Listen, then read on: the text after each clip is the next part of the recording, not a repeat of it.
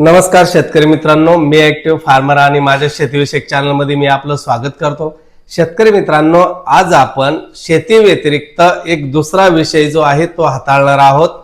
त्याचा मी अनुभव घेतलेला आहे आणि प्रत्येक शेतकरी कुटुंबातले प्रत्येक व्यक्ती ही गोष्ट करत असते। मग ती कोणती गोष्ट आहे तर शेतकरी मित्रांनो, आपल्या हिंदू धर्मामध्ये आपण तीर्थयात्रा प्रत्येक जण करत असतो आणि त्यातल्या त्यात चार धाम यात्रा तर प्रत्येक जण करण्याचा प्रयत्न करत असतो, ज्याला जसं शक्य आहे त्या पद्धतीनं।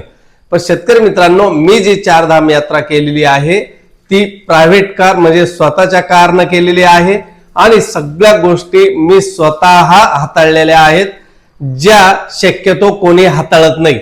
आता होतं काय की बऱ्याच वेळा आपण घर बसल्या पॅकेजेस घेतो, अवाजवी पैसे खर्च करतो आणि त्यानंतर देखील मन शांती मिळेल अशी यात्रा आपल्याला घडत नाही। त्याच्यामुळे खास मराठीमध्ये आणि आपल्या महाराष्ट्रातील लोकांसाठी मी हा व्हिडिओ घेऊन येत आहे। ज्या ज्या व्यक्तींना ही माहिती फायदेशीर वाटली त्यांनी नक्की याचा लाभ घ्यायचा आहे। मी तुम्हाला A to Z यात्रेला कसं जावं, काय पूर्वतयारी करावी, काय काय समस्या आपल्याला येऊ शकतात, त्याच्यावर कशी मात करायची, या सगळ्या गोष्टी खास माझ्या अनुभवातून मी तुमच्यापर्यंत पोहोचवणार आहे। शेतकरी मित्रांनो, उत्तराखंड मध्ये चार धाम आहेत, यमुनोत्री, गंगोत्री, केदारनाथ आणि बद्रीनाथ। हे प्रमुख असे तीर्थस्थळ आहेत आणि तिथं हा प्रत्येक व्यक्ती जात असतो।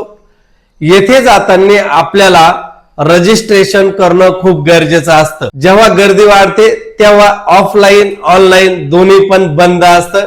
त्याच्यामुळे वेळेत आपण घरच्या घरी चारधाम यात्रेचं रजिस्ट्रेशन करायचं आहे। ते मी इथून केलेलं आहे आणि तुम्हाला मी दाखवेल की या पद्धतीनं रजिस्ट्रेशन होतं। याची प्रिंट आपल्याला काढून बरोबर बाळगायची आहे। हे रजिस्ट्रेशन करत असताना आपण जेव्हा गुगलवर सर्च करत असतो तेव्हा सरळ चारधाम यात्रा रजिस्ट्रेशन असं सर्च करायचं आहे। त्यानंतर आपल्याला किती यात्रेकरू जाणार आहेत त्याचं पण रजिस्ट्रेशन करावं लागतं। तत्पूर्वी आपल्याला एक फोन नंबर असा पाहिजे का ज्याच्यामध्ये आपण सर्व जे यात्रेकरू आहेत त्यांचं रजिस्ट्रेशन करण्यासाठी आपल्याला मोबाईल नंबर व्हेरीफाईड करणं गरजेचं असतं।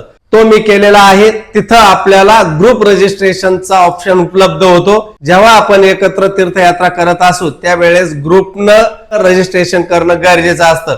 आता त्याच्यामध्ये प्रायव्हेट कार, कमर्शियल कार अशा ऑप्शन येतात। आता प्रत्येक जण प्रायव्हेट कार नेत नाही, पण ज्यांना नेण्याची इच्छा आहे पण माहिती नाही त्यांच्यासाठी तर माझे व्हिडिओ 100% फायदेशीर ठरणार आहे, कारण की आम्ही प्रायव्हेट कारनं प्रवास करून परतलेलो आहे। तर शेतकरी मित्रांनो, जेव्हा आपण चारधाम रजिस्ट्रेशनच्या ऑनलाईन वेबवर जातो त्यावेळेस आपला एक ट्रिपसाठी मोबाईल नंबर व्हेरीफाईड केल्यानंतर आपण तिथं यात्रेकरूंचे नंबर ऑफ टाकायचे आहे आणि त्याच्यानंतर 1 by 1 आपल्याला तेथे रजिस्ट्रेशन करणं गरजेचं आहे। आता येथे आधार कार्ड आणि आधार कार्डला कनेक्ट असलेला मोबाईल नंबर हे दोन्ही पण गरजेचं आहे, कारण की रजिस्ट्रेशन करताना जेव्हा आपण ऍप्लिकेशन करत असतो त्यावेळेस आपल्याला रजिस्ट्रेशन मोबाईल नंबरवर OTP येत असतो आणि तो व्हेरीफाईड झाल्यानंतरच आपल्याला परवानगी दिली जाते। आता यामध्ये आपल्याला डेट निवडण्याचा ऑप्शन असतो, आपण हवं त्या पद्धतीने डेट निवडू शकतो। जरी रजिस्ट्रेशन केल्यानंतर आपण 2 दिवस अगोदर किंवा 2 दिवस नंतर जरी पोहोचलो तरी आपल्याला यात्रा करण्यासाठी परमिशन दिली जाते। आता तर हे तुमच्या लक्षात आलं तर आम्ही एकूण 7 जणांचं रजिस्ट्रेशन केलेलं होतं। आमच्याकडे एरिटिगा ही प्रायव्हेट कार होती। आमच्या गाडीचा मालक आणि ड्रायव्हर हा एकच होता।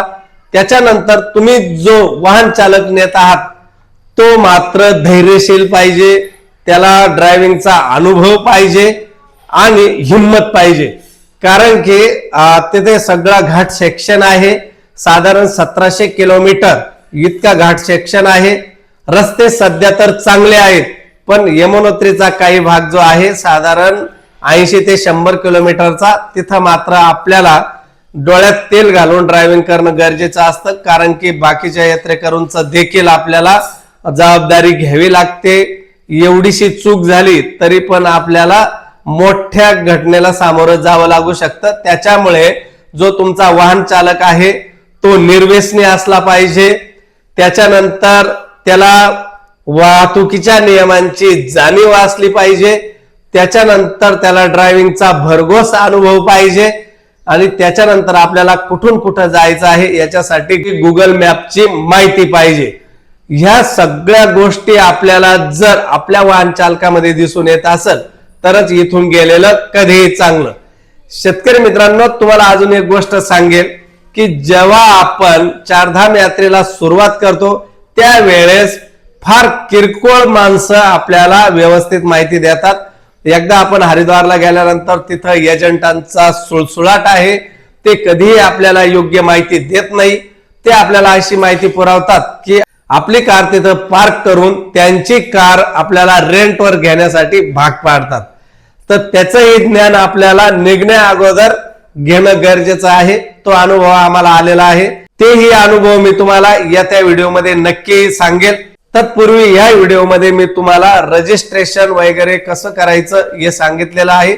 तरी देखील सांगतो की चारधाम यात्रा रजिस्ट्रेशन असं सर्च करून पहिल्याच वेबसाईटवर जायचं आहे. आपला एक मोबाईल नंबर सर्व यात्रेकरूंसाठी एक व्हेरीफाईड करायचा आहे. तेथे आपल्याला ग्रुप रजिस्ट्रेशनचा नंबर मिळतो. त्याच्यानंतर आपण किती यात्रेकरू प्रवास करणार आहोत त्याचे नंबर ऑफ विचारले जातात आणि 1 बाय 1 प्रत्येक यात्रेकरूचं आपल्याला ऍप्लिकेशन त्या ग्रुप मार्फत करायचं आहे आणि त्या यात्रेकरूंच्या आधार कार्डला कनेक्ट असलेल्या मोबाईल नंबर जो असतो तेथे आपल्याला ओटीपी येतो. तो ओटीपी तिथं दिल्यानंतर आपलं व्हेरीफाईड होतं आणि आपल्याला परवानगी मिळते. त्याच्यासाठी आपल्याला याची प्रिंट काढून घेणं गरजेचं असतं. याच्यामध्ये साधारण आपला युनिक रजिस्ट्रेशन नंबर असतो जो एकच असतो संपूर्ण यात्रेकरूंसाठी, जो आपला ग्रुप असतो.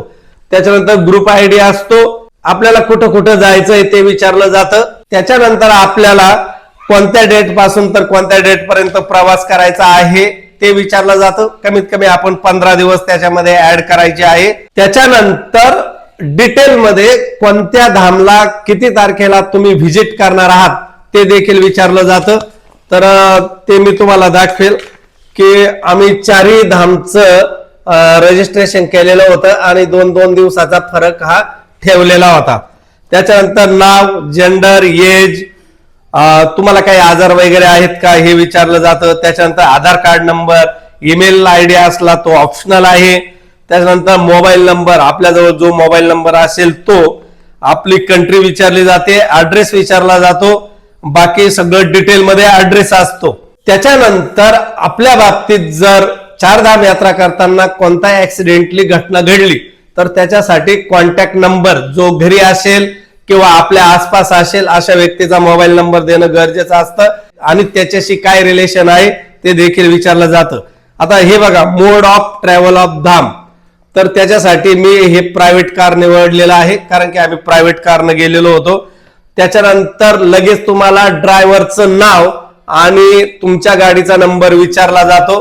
तर अशा पद्धतीनं ही डिटेल माहिती घेतल्यानंतर तुम्ही काय करायला पाहिजे आणि काय करायला नको याच्या संदर्भात देखील तुम्हाला तपशीलवार माहिती दिली जाते. अशा पद्धतीनं रजिस्ट्रेशन केलं जातं. असं रजिस्ट्रेशन आपण घरी केल्यानंतर 2 दिवस अगोदर किंवा 2 दिवस नंतर आपण ही तीर्थयात्रा करू शकतो. साधारण 15 दिवसामध्ये आपल्याला ही चारधाम, यमुनोत्री, गंगोत्री, केदारनाथ, बद्रीनाथ करायचं असतं. तर त्या वेळेमध्ये आमचंही पूर्ण झालेलं आहे. आम्ही फार कमी दिवसात केलं. आमची बजेट ट्रिप होती. तर ती बजेट ट्रिप कशी झाली तर याच्याबद्दल मी तुम्हाला येत्या व्हिडिओमध्ये नक्की माहिती देईल. ज्यांना ज्यांना ही माहिती पाहिजे आहे त्यांनी मला सबस्क्राईब करून ठेवा.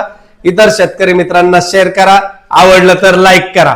भेटूया पुन्हा. तोपर्यंत नमस्कार.